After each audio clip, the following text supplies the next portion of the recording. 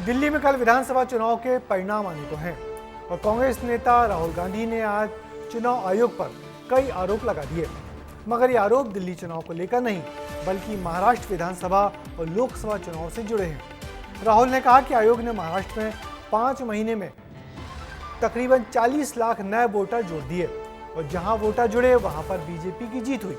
महाराष्ट्र चुनाव को लेकर कांग्रेस, शिवसेना और एनसीपी के आरोप क्या है, देखिए इस खबर में।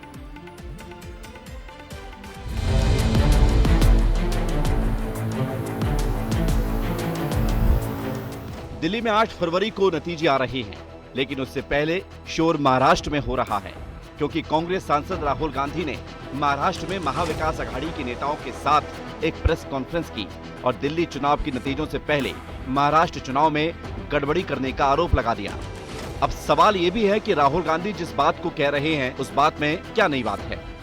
राहुल गांधी कह रहे हैं कि महाराष्ट्र में 5 महीने में 39 लाख नए वोटर कैसे जोड़ दिए गए, लोकसभा विधानसभा चुनाव की वोटर लिस्ट क्यों नहीं दे रहे हैं, महाराष्ट्र में मतदाताओं का डाटा उपलब्ध क्यों नहीं कराया गया, बड़ी संख्या में मतदाताओं के नाम हटाए गए, जहां नए मतदाता जोड़े गए वहां बीजेपी का वोट बढ़ा है।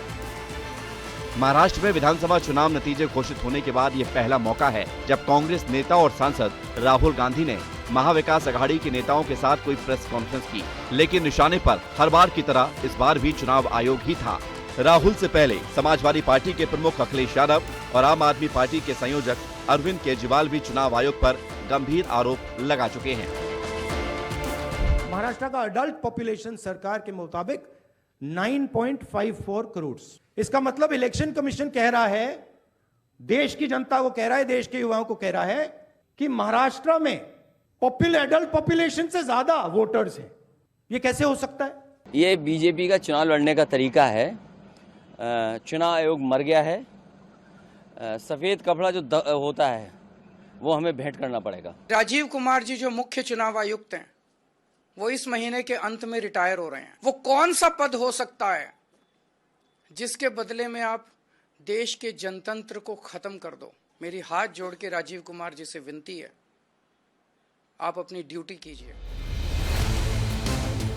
यूं बार बार चुनाव आयोग को घेरने में एकजुट हुए विपक्ष को देखकर बीजेपी का कहना है कि ये दिल्ली में हार की बौखलाहट है और कुछ नहीं।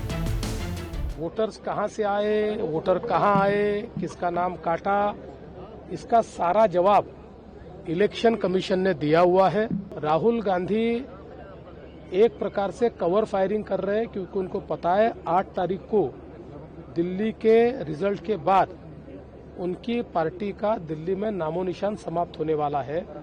इसलिए उस दिन क्या बोलना और किस प्रकार से नया नैरेटिव तैयार करना, इसकी प्रैक्टिस वो कर रहे हैं। दरअसल दिल्ली में इस बार एग्जिट पोल बड़े बदलाव की तरफ इशारा भी कर रही हैं। अब तक 14 एग्जिट पोल सामने आ चुके हैं। 12 एग्जिट पोल में बीजेपी को बहुमत है, 2 एग्जिट पोल में आम आदमी पार्टी को जीत मिल रही है। पोल ऑफ पोल्स में कांग्रेस को 1 सीट मिल रही है। ऐसे में राहुल गांधी का दिल्ली नतीजों से एक दिन पहले महाराष्ट्र में प्रेस कॉन्फ्रेंस करना कुछ और इशारे कर रहा है और अब देखना होगा कि चुनाव आयोग कब विपक्ष के सवालों को जवाब देता है और विपक्ष के लगाए आरोप सही साबित होते हैं या फिर गलत। ब्यूरो रिपोर्ट, विस्तार न्यूज।